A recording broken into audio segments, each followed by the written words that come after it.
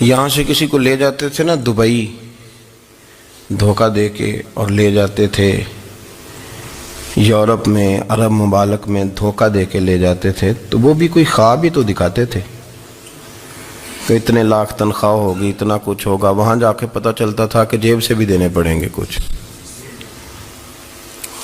بہت سارے لوگ ایسے ہوتے ہیں، وہ سارے خوبصورتی کے نام پر ہی دھوکہ دیتے ہیں۔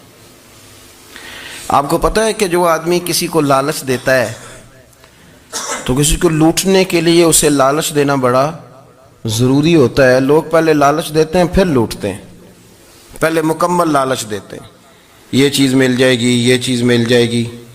لوگ مکمل لالچ دیتے ہیں، اس کے بعد پھر لوٹتے ہیں۔ اور اگر لالچ نہ دیں تو کوئی آدمی قابو آئے گا؟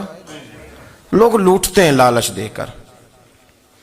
اچھا، اب وہ جو جس کو لالچ دیا جا رہا ہوتا ہے وہ کہہ رہا ہوتا ہے کہ نہیں نہیں تمہیں نہیں پتا، وہ اس وقت ماننے کو تیار نہیں ہوتا۔ وہ کہتا ہے اتنی خوبصورت باتیں کر رہا ہے، اتنی اچھے پیغام دے رہا ہے، تم میرے دشمن ہو، تم مجھے منع کر رہے ہو۔ ہوش تب آتی ہے کہ جب سب کچھ لٹ جاتا ہے۔ عورت کو ویسے بھی قابو کرنا بڑا آسان ہوتا ہے۔ اعلیٰ حضرت بریلوی رحمۃ اللہ علیہ فرماتے ہیں بیٹیاں نازک شیشیاں ہوتی ہیں، ان کو تو ذرا سی چوٹ لگے تو ٹوٹ جاتی ہیں۔ دیکھیں کتنا بڑا جملہ کہا بریلی کے امام، نازک شیشیاں ہیں۔ ذرا کوئی آدمی گمراہ کرتا ہے، ذرا خراب کرتا ہے۔ اب دیکھیں نا، یہ جو بچیوں کو بچے مس گائیڈ کرتے ہیں، انہیں بڑے بڑے خواب دکھاتے ہیں، وہ بیچاری ماں باپ کو چھوڑ کے، بہن بھائی کو چھوڑ کے اس کے ساتھ شادی کرتی ہے، پھر جو اس کا بعد میں حشر ہوتا ہے، آپ ادلیاں نو سردار پہن تکے تے شرما والیاں نو جھوٹے ڈولیاں دے۔ پھر وہ بیچاری ماں باپ رکھتے نہیں، وہ ظلم کرتا ہے، تو کتنی بڑی تکلیف میں وہ بچی آ جاتی۔ نازک شیشی ہوتی ہے نا تو ٹوٹ جاتی۔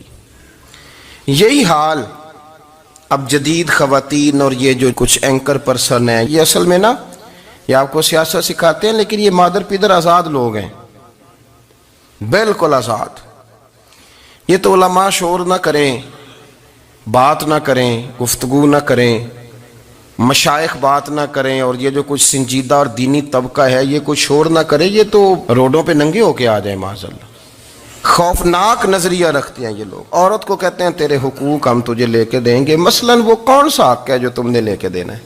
میرے نبی کریم صلی اللہ علیہ وسلم اس کو بیٹی بھی بنایا ہے، اس کو بہن بھی بنایا ہے، اس کو ماں بھی بنایا ہے، اسے بیوی کا عالی شان رتبہ بھی عطا فرمایا ہے۔ اور چونکہ بیٹی کا بھی حق بڑا بیان کیا جاتا ہے، بہن کا بھی، ماں کا بھی، اور بیوی کے معاملے میں لوگ سمجھتے ہیں کہ زیادہ بات نہیں کرنی چاہیے، شاید مسئلہ خراب ہو جائے۔ حالانکہ نبی پاک صلی اللہ تعالیٰ علیہ وسلم نے بیوی کے بارے میں پتہ کیا فرمایا؟ فرمایا جب تم نکاح کر لیتے ہو تو اپنا ایمان محفوظ کر لیتے ہو۔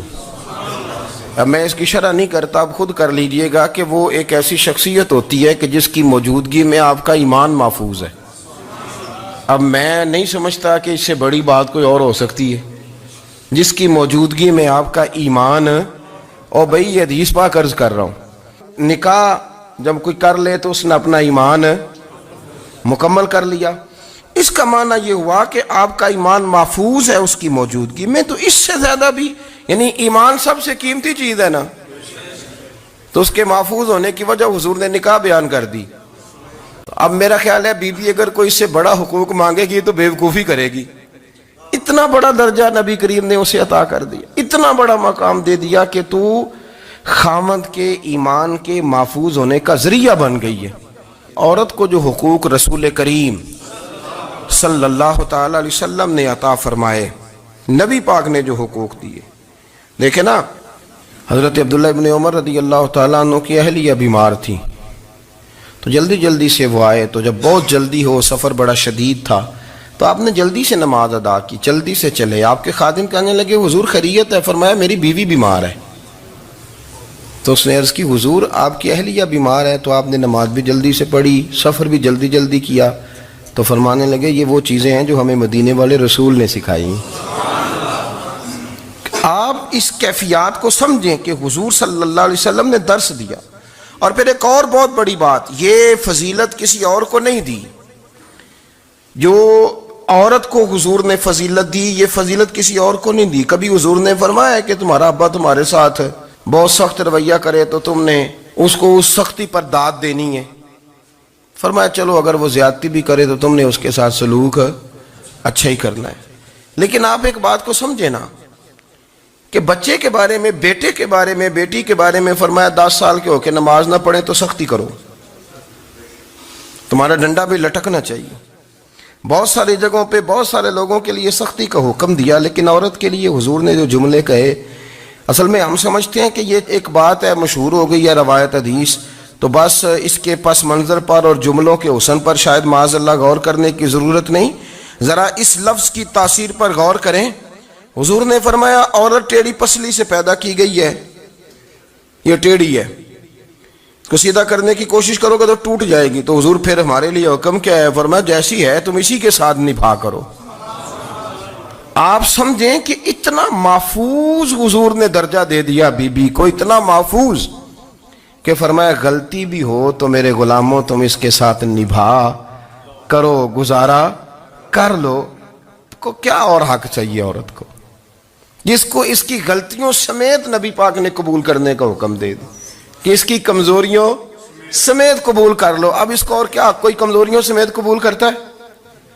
کبھی آپ دکان پہ بیٹھے ہو تو آپ کہیں بھی اس میں یہ بھی غلطی، میرے مال میں یہ بھی کمزوری ہے، یہ بھی کمزوری ہے، یہ بھی کمزوری ہے، تو کر لے قبول. کرتا ہے کوئی؟ کوئی شخص ایسا ہو جو کسی چیز کی کمزوریاں بیان کر کے کہ اسے قبول کرو؟ پر رسول کریم صلی اللہ تعالی علیہ وسلم نے نا ہمیں سبق دیا، حضور نے ہمیں درس دیا، نبی پاک نے ہمیں پیغام دیا. فرمایا یہ ٹیڑھی ہے، سیدھی کرنے کی کوشش کرو گے تو بیچاری ٹوٹ جائے گی، تو اس کے ساتھ نبھا کر جاؤ. آپ میری بات کو سمجھیے گا. چلیں میں اس پر ایک اور بخاری مسلم کی حدیث پڑھتا ہوں. حضرت سلمان فارسی رضی اللہ تعالیٰ عنہ اور حضرت ابو درداء کے درمیان بھائی چارہ تھا. مکے سے مدینے جب لوگ آئے تو حضور نے بھائی بھائی بنایا تھا. ان کے درمیان بھائی چارہ تھا تو ابھی پردے کی آیات نازل نہیں ہوئی تھی تو لوگ ایک دوسرے کی طرف جاتے تھے.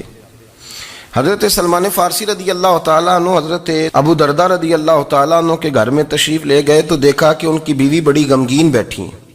تو ہم نے فرمایا بہن کیا ہوا؟ تو کہنے لگی تمہارے بھائی کو دلچسپی کوئی نہیں رہی، ہر روز روزہ رکھ لیتا ہے اور ساری ساری رات نفل پڑھتا ہے. حضرت سلمان فارسی کہنے لگے ٹھیک ہے کر لیتے ہیں بندوبست. نماز دین ہے کہ نہیں؟ دین ہے نا یہ چیزیں. لیکن حضرت سلمان فارسی جناب ابو درداء سے کہنے لگے آج میں نے تیرے گھر میں رہنا رات کو، کیونکہ وہ تو ساری رات نماز پڑھتے تھے، نفل پڑھتے تھے. انہوں نے کہا ٹھیک ہے. ایک بستر لا کے بچھا دیا حضرت سلمان فارسی کے لیے. سلمان فارسی فرمانے لگے دوسرا بھی لا. کہا وہ کیا کرنا ہے؟ فرمانے لگے تو نے بھی سونا ہے، میں نے بھی سونا ہے، تو نے بھی سونا ہے. عشاء پڑھیں گے اور پھر دونوں سوئیں گے. کہا میں نے تو نماز پڑھنی ہے. فرمایا تہجد کے وقت اٹھ کے پڑھیں گے، اللہ کے رسول بھی رات آخری حصے میں جا کے نماز پڑھتے ہیں.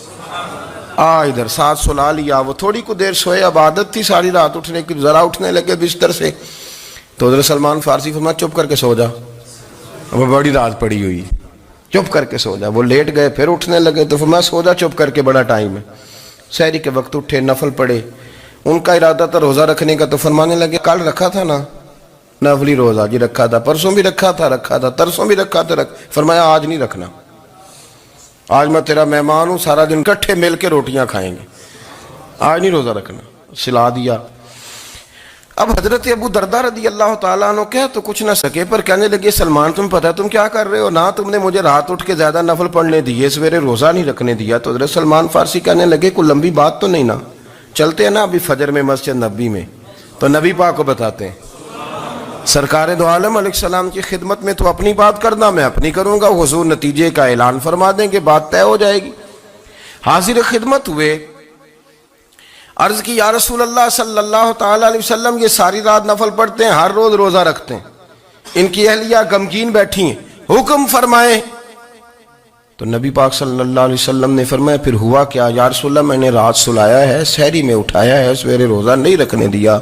نبی پاک نے فرمایا سلمان فارسی نے ٹھیک کیا ہے، سلمان فارسی نے ٹھیک کیا. پھر حضور نے فرمایا، نبی کریم نے فرمایا ابو درداء تیرے اوپر اگر اللہ کا حق ہے، اس کے رسول کا حق ہے، دین کا حق ہے، تو فرمایا تیری آنکھ کا بھی تیرے اوپر حق ہے، تیرے وجود کا بھی تیرے اوپر حق ہے. یہ حضور نے فرمایا تیرے بچوں کا بھی تیرے اوپر حق ہے, تیری بیوی کا بھی تیرے اوپر حق. اس حق کو بھی سمجھے. حقوق اللہ بھی ہیں, پر تیری آنکھ کا بھی تیرے اوپر. کیا مانا کہ تیری آنکھ سونا چاہتی ہے تو اسے سلا بھی. تیرے وجود کا بھی تیرے اوپر حق ہے.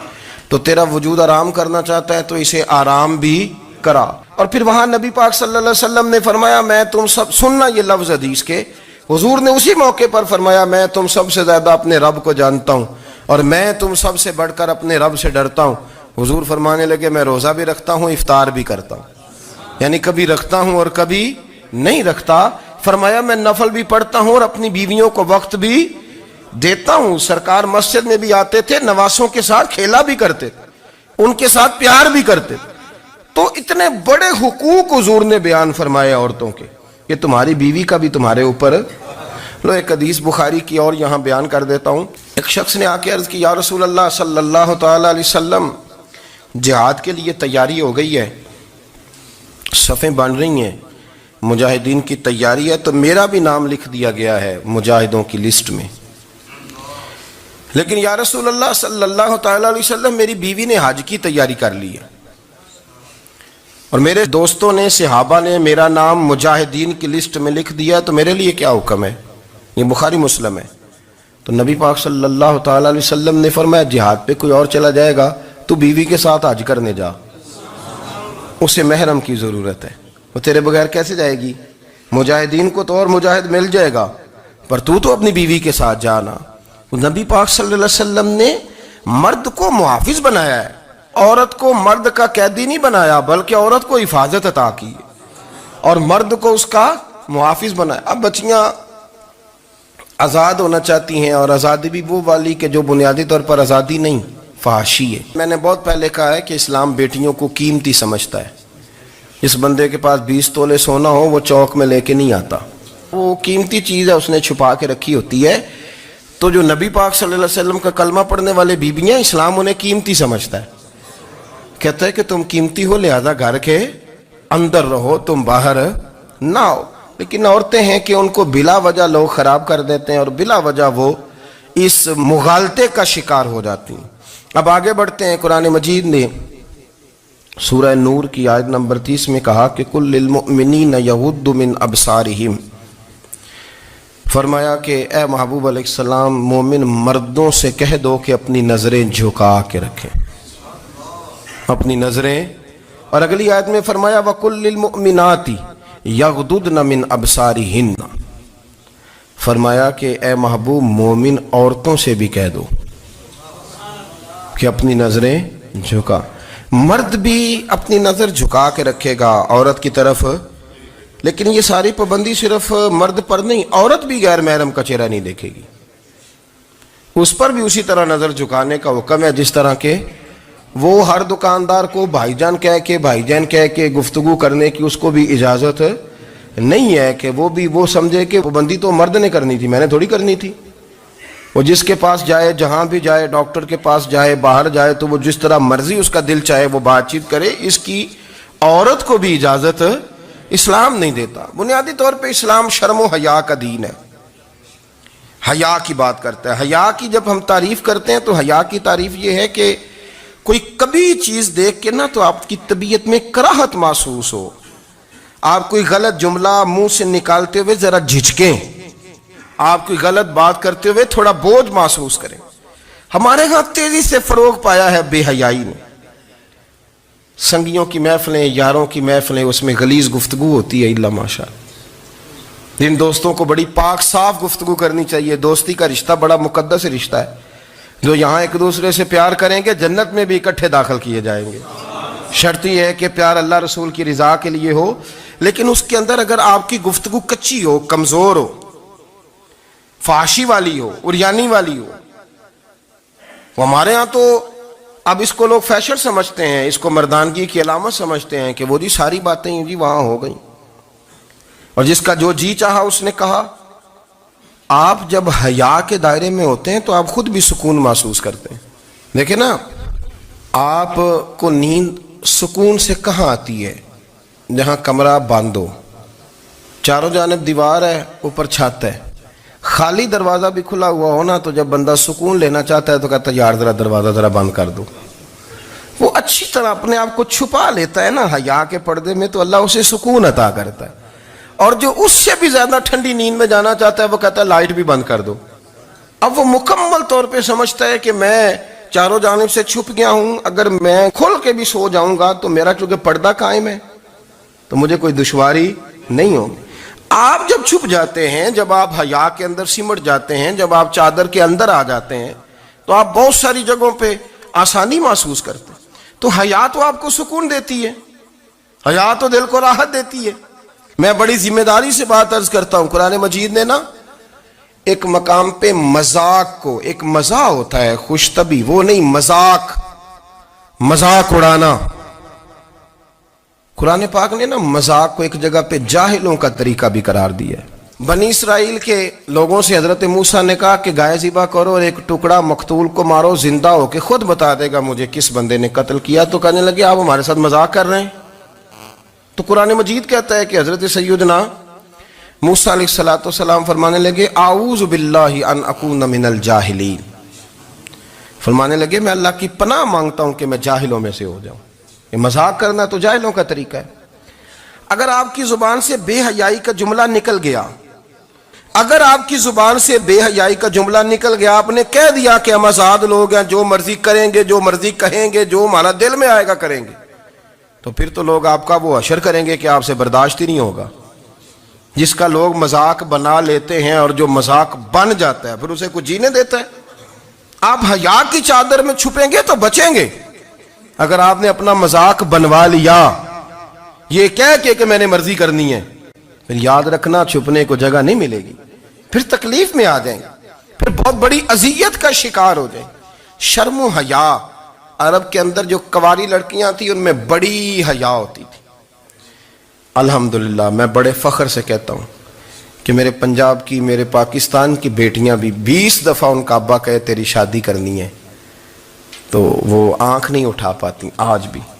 یہ تو وہ چند لوگ ہیں جو کہتے ہیں ہم ہائی کلاس ہو گئے, ہمیں نہیں پتا کہ وہ روشن خیال ہو گئے ہیں کہ روغن خیال ہو گئے, پتہ نہیں کدھر چلے گئے.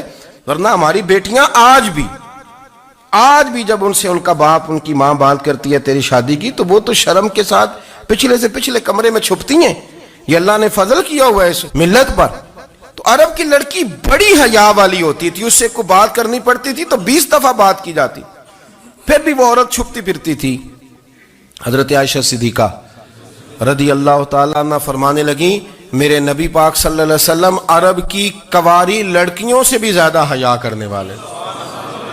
قاضی اعجاز مالکی نے, شیخ عبدالحق محدث دہلوی نے, دیگر بزرگ جو سیرت نگار گزرے انہوں نے لکھا ہے کہ نبی پاک صلی اللہ علیہ وسلم کے اندر 100 مردوں سے زیادہ طاقت تھی.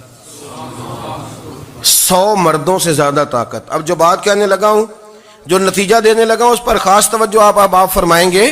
ذرا فکری طور پر, نظریاتی طور پر ایک چیز کو سمجھیے. ہم سمجھتے ہیں کہ جوان لڑکا ہے جی جو مرضی کرے, عمر ہے جی.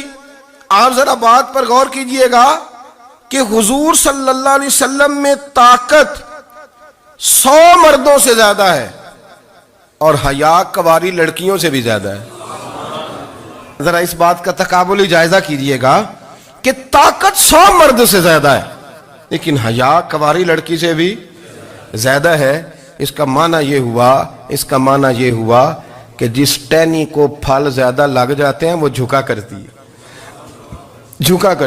تو حیا تو حسن ہے, حیا تو آپ کو پاک صاف کرے گا, حیا تو آپ کو نرالا کرے گا, انوکھا کرے گا. وہ ہمارے ایک دانشور ہے, تو مضمون لکھا, کئی باتیں بڑی پسند آتی ہیں. وہ کہتے ہیں کہ میری اہلیہ, ان کو بھی کسی نے نا مس گائیڈ کر دیا تھا, حالانکہ اچھی خاتون ہے, کسی نے مس گائیڈ کر دیا. تو وہ بھی سماجی اور ویلفیئر اور یہ خواتین کو شوق ہوتا نا بننے کا, تو وہ بھی سماج کے اندر اچھا مقام تلاش کرنے کے موڈ میں آ گئی. تو کئی ایک دن جانا تھا تو بڑی بن سنور کے میرے ساتھ وہ گاڑی میں بیٹھ گئی. تو میں گاڑی میں, عورتوں کو یہ بھی مسئلہ ہوتا ہے نا کہ ہماری تعریف کرو, تو کئی دفعہ بعد مردوں بیچاروں کو جھوٹ بولنا پڑتا ہے, تو زبردستی کراتی ہیں نا جی. تو اس میں گنجائش بھی دی ہے شریعت نے گنجائش دی ہے کہ بیوی کو راضی کرنے کے لیے خلاف واقعہ بات کرنی پڑے تو کر لینی چاہیے. تو وہ کراتی بھی ہیں. 3 موقع پر خلاف واقعہ بات کرنے کی اجازت ہے. واقعے کے خلاف بھی آپ بات کر سکتے ہیں. جنگ کے موقع پر دو لوگوں کو صلح کرانے کے لیے اور بیوی کو راضی کرنے کے لیے کر لیں کوئی ایسی بات, بے شک اپنی طبیعت پہ جبر کر کے کر لیں, گنجائش ہے, اجازت ہے. تو وہ کہتے ہیں جب وہ گاڑی میں میرے ساتھ بیٹھی بن سور کے, تو وہ تقاضا کرنے لگی کہ میں نے مطلب بڑے اچھے کپڑے پہنے ہیں پر آپ نے توجہ نہیں کرائی. وہ سیاںا بندہ تھا, وہ چاہ رہا تھا کہ میری خاتون سمجھ جائیں. وہ کہتے ہیں مجھے پتا تھا کہ بیچاری مس گائیڈ ہو گئی ہے, دل کی بڑی اچھی ہے, سیاਣੀ ہے, لیکن اس کو نا کچھ خواتین نے, کچھ لوگوں نے مل کے اس کو ذہن غلط کر دیا ہے کہ سماج میں نکلو, باہر جاؤ, کام کرو, فلاں کرو, اپنی مرضی سے جیو. تو میرے ساتھ گاڑی میں بیٹھی کہیں جانے کے لیے, تو مجھ سے کہنے لگی کہ آپ نے میری طرف توجہ ہی نہیں کی, آپ نے کوئی ذکر ہی نہیں کیا کہ میں کیسی لگ رہی ہوں. تو وہ کہتے ہیں میں نے اسے کہا کہ اگر تو ناراض نہ ہو تو پھر میں صحیح والی تعریف کر دوں. تو اس نے کہا کہ آپ کر دیں. تو کہتے ہیں میں نے درد سے اور خلوص سے اپنی بیوی سے کہا, خلوص کے ساتھ. میں نے کہا میں تو روز گھر ہوتا ہوں, روز شام کو گھر ہوتا ہوں, اگر تو میرے لیے تیار ہوتی تو میں تیری تعریف کرتا, لیکن آج تو باہر جانے کے لیے تیار ہوئی, تو پھر ان سے تعریف کی امید رکھ جن کے لیے تو نے تیاری کی ہے. میرے لیے تیاری کرتی تو میں تو ہر شام تیرے پاس ہوتا ہوں. کہتے ہو میرے لفظوں میں درد تھا تو وہ بھی رو پڑی. اور کہنے لگی آپ گاڑی روک دیں, مجھے باہر جا کے کسی کو راضی نہیں کرنا, میں نے اسے راضی کرنا ہے جس کو رب کریم نے میرا شوہر بنایا اور میرے لیے منتخب کیا ہے, میرے ماں باپ کو. میں واپس لوٹتی ہوں. یہ ایک پہلو ہے سلگتا ہوا, اس کو سمجھا جائے. رسول کریم صلی اللہ علیہ وسلم عرب کی کواری لڑکیوں سے زیادہ حیا والے تھے, کواری لڑکیوں سے زیادہ حضور حیا فرمایا کرتے تھے. جب خانہ کعبہ کی مکہ شریف میں تعمیر ہو رہی تھی نا, اہل عرب اس کو تعمیر کر رہے تھے, تو نبی پاک صلی اللہ علیہ وسلم اپنے چچا حضرت عباس کے ساتھ خانہ کعبہ کی تعریف میں مصروف تھے. تو عرب کے لوگ چونکہ لمبا کرتا پہنتے تھے پیروں تک, تو نیچے اگر کسی وقت کوئی چیز نہیں بھی ہوتی تھی تو کسی کو وہ نظر نہیں آتی تھی, چونکہ پردہ رہتا تھا, لمبا کرتا پہنا ہوا ہوتا تھا. تو جب بچے, سرکار کی عمر مبارک بھی ابھی تھوڑی تھی, تو اس طرح بچے جب نکلتے تو وہ کئی دفعہ اپنی تہمت اتار دیتے نیچے سے, اور کوئی مزدوری کرنے لگتے تو 3-4 طے کر کے نا تہمت کی کندھے پہ رکھ لیتے, جس طرح کبھی دیہاتوں میں لوگ کپڑا سر پہ رکھتے تھے کہ اوپر اگر کوئی وزنی چیز رکھیں گے تو وہ تکلیف نہیں دے گی. نبی پاک صلی اللہ علیہ وسلم بھی سب لوگوں کے ساتھ خانہ کعبہ کی تعمیر میں شامل تھے. تو حضرت عباس رضی اللہ تعالیٰ عنہ نے کہا حضور سے, ابھی اعلان نبوت بھی نہیں فرمایا تھا, بھتیجے آپ بھی تہمت اتاریے, یہ صحیح مسلم میں حدیث موجود ہے, اور اس کو کندھے پہ رکھ لیجیے, آپ اینٹیں اٹھا کے لا رہے ہیں تو ذرا آپ کو تکلیف نہیں ہوگی. تو سرکار دو عالم صلی اللہ علیہ وسلم سے یہ بات کہی, اور پھر جلدی سے حضور کی تہمت کو نکال کے نا, حالانکہ لمبا کرتا پہنا ہوا ہے, تو وہ جیسے ہی ان کے کندھے پہ رکھا اینٹیں رکھنے کے لیے, تو سرکار تو زمین پہ گر گئے, بے ہوش ہو گئے, آنکھیں آسمان کی طرف, اور پھر حضور پکار رہے ہیں آزاری آزاری آزاری, میرا تہمت دے دو, میرا تہمت دے دو. کبھی کوئی شخص اس وجہ سے بھی بے ہوش ہوا ہے کہ میرے وجود سے کپڑا اتر گیا ہے, حالانکہ سرکار پر وہ بے ہوشی بھی نبی پاک کا وہ جو غلبہ ہے نا شرم و حیا کا, اس کی وجہ سے ہوئی. ورنہ تو حضور فرماتے ہیں کہ میری آنکھیں سو جاتی ہیں, دل تو میرا اس عالم میں بھی جاگتا رہتا ہے. تو سرکار زمین پہ تشریف لے آئے, آنکھیں میرا تہمت دے دو, میرا تہمت دے دو. تو جلدی سے انہوں نے تہمت دیا تو حضور نے باندھ لیا. پھر طبیعت مبارک میں تسلی ہوئی. یعنی ہم اس رسول کے غلام ہیں کہ جن کے تو وجود سے کپڑا اتر جائے تو حضور برداشت نہیں کرتے, قبول نہیں فرماتے, تکلیف شروع ہو جاتی. لیکن یہاں نوجوان ہیں اور بڑا قد کاٹ ہے اور بڑے بڑے سمجھدار لوگ ہیں, گرمی آتی ہیں تو شارٹ کپڑے پہن کے گھومتے ہیں. ان کو خیال نہیں کہ یہ وہ والا لباس ہے جو باہر تو کیا گھر میں اماں کے سامنے نہیں پہننا چاہیے, بہنوں اور بیٹیوں کے سامنے نہیں پہننا چاہیے. آپ کی گفتگو میں شرم و حیا ہو, آپ کے لب و لہجے کے اندر حسن ہو. آپ کو پتہ ہے نبی پاک صلی اللہ علیہ وسلم نے فرمایا میری امت میں سب سے زیادہ حیا کرنے والے عثمان غنی ہیں. عثمان غنی سب سے زیادہ حیا کرنے والے. آپ فرمایا کرتے تھے جب سے حضور کا چہرہ دیکھا ہے میں نے کبھی اپنی شرمگاہ بھی نہیں دیکھی, میں نے آنکھوں کا وضو نہیں توڑا, اور جب سے حضور کے دست مبارک میں نے بیعت کے لیے سیدھا ہاتھ بڑھایا تو پھر سیدھا ہاتھ میں نے کبھی گندگی کو نہیں لگایا. حیا تھی. آپ باتھ روم کے اندر بھی غسل فرماتے تھے تو کپڑوں سمیت کرتے تھے. کسی نے کہا حضرت جی واش روم کے اندر کیوں نہیں کپڑے اتارتے؟ آپ فرمانے لگے باہر بندوں سے حیا کرتا ہوں، اندر جاتا ہوں تو رب سے حیا آنی شروع ہو جاتی، وہ تو دیکھ رہا ہے نا. تو میں جو بات آپ کی خدمت میں عرض کرنا چاہتا ہوں اس کو آپ سمجھیے گا میرے عزیز، کہ شرم والا مزاج، گفتگو بھی شرم والی، آنکھیں بھی شرم والی، لباس بھی شرم والا، دوستی یاری بھی شرم والی، بہت ساری ایسی باتیں. دیکھیں نا آپ ذرا، میں نے کہا کہ باتوں کو سن کے گزر نہ جایا کریں، اس کی گہرائی پر غور کریں. حضور علم کا سمندر ہے، سرکار سے زیادہ علم دنیا میں کسی کے پاس موجود نہیں ہے، اور صحابہ کو موقع ملا ہوا ہے اس سمندر سے فیض لینے کا. لیکن ان کی حالت یہ ہے کہ حضرت علی المرتضیٰ فرماتے ہیں 14 دن گزر جاتے. حضور سے کوئی سوال پوچھنا ہوتا تھا پر میں شرم کے مارے نہیں پوچھ پاتا تھا. 14 دن بخاری شریف میں موجود ہے. ایک دن نبی پاک صلی اللہ علیہ وسلم نے پوچھا صحابہ سے کہ وہ کون سا درخت ہے جس کے پتے نہیں گرتے؟ اور وہ درخت اس طرح ہے جس طرح مومن ہوتا ہے. وہ درخت میرے مومن کی طرح بتاؤ. حضرت عبداللہ ابن عمر فرماتے مجھے پتا تھا کہ وہ کھجور کا درخت ہے، لیکن چونکہ ابو بکر صدیق بھی بیٹھے ہیں، عمر فاروق بھی بیٹھے ہیں، مولا علی بھی بیٹھے ہیں، عثمان غنی بھی بیٹھے ہیں، اتنے جید لوگ بیٹھے ہیں، تو مجھے حیا آتی تھی کہ میں کیوں جواب دوں. کہتے سرکار نے کئی دفعہ پوچھا، لوگوں نے کئی اور درخت بتائے، پر فرمایا تمہارا جواب درست نہیں ہے. آپ حیا کے اس پہلو پر غور کریں کہ سوال کا جواب آتا ہے. سوال کا جواب یعنی مجھے سوال کا جواب آتا اور پھر میں دوں نہ، مجھے بدعزمی نہ ہو جائے گی. یہ کیسے ممکن ہے کہ میری رات گزر جائے، مجھے پتا بھی تھا اور میں نے بتایا نہیں.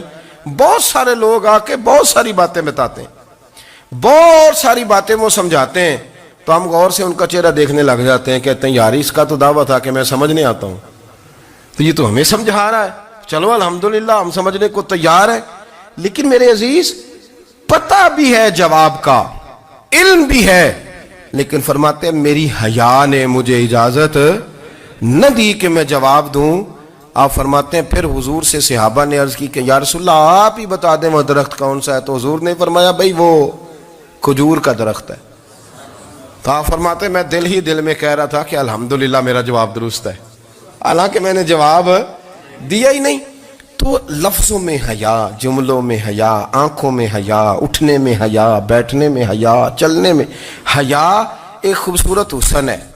اور نبی پاک صلی اللہ علیہ وسلم نے فرمایا جب تو بے حیا ہو جائے نا پھر تو آزاد ہے، پھر تو جو مرضی کا، پھر تو جو. اس لیے بزرگ جب کسی کو بے حیا کہتے تھے نا،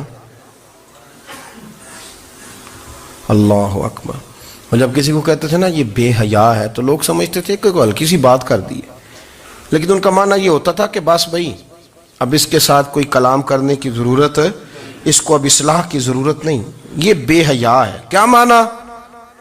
کہ اب یہ جو اس کے دل میں آئے گا وہ کرے گا، جو اس کی طبیعت چاہے گی وہ کرے گا، اب یہ کسی پہلو بھی قابو آنے کو تیار بے حیا ہو گیا. بے حیائی بہت بڑا عیب ہے. اور جو لوگ کہتے ہیں کہ ہمیں بالکل آزادی ہونی چاہیے، ہمارا اپنا جسم ہے تو ہماری اپنی مرضی چلے گی. ایک وزیر صاحب ہیں، پتہ نہیں میں ان کو جانتا تو نہیں، انہوں نے سینٹ میں تقریر کی ہے، میں نے ان کی بات سنی ہے.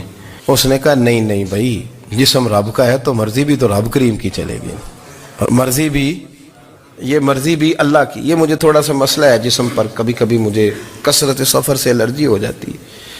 میرے ساتھ لوگ نا دل سے پیار کرتے ہیں، شاید ہی کوئی اچھا ڈاکٹر ہو جس تک میرے سنگی مجھے لے کے نہ گئے ہوں، پر جسم اللہ کا ہے نا، مرضی بھی جب وہ چاہے گا صحت دے گا.